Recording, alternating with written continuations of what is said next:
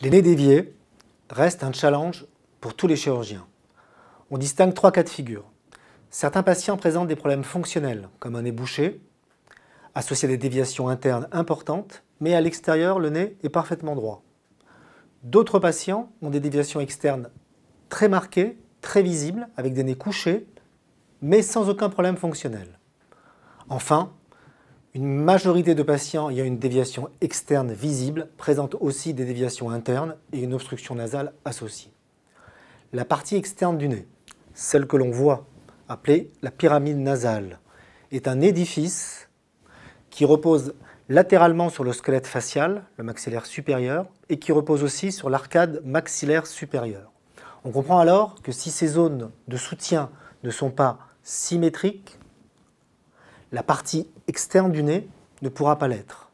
La grande majorité des patients qui possèdent des déviations externes de la pyramide nasale présentent de façon associée d'autres asymétries du squelette. Leur recherche systématique permettra d'expliquer aux patients la difficulté d'obtenir une parfaite rectitude malgré une intervention. Le nez, comme je l'ai expliqué, est un édifice qui présente aussi des fondations, un mur porteur médian, la cloison nasale.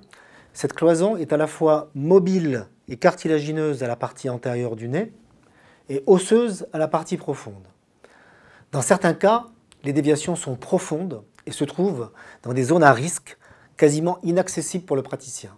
Toucher à ces zones à risque pourrait provoquer l'effondrement du nez ou engendrer même des complications neurochirurgicales.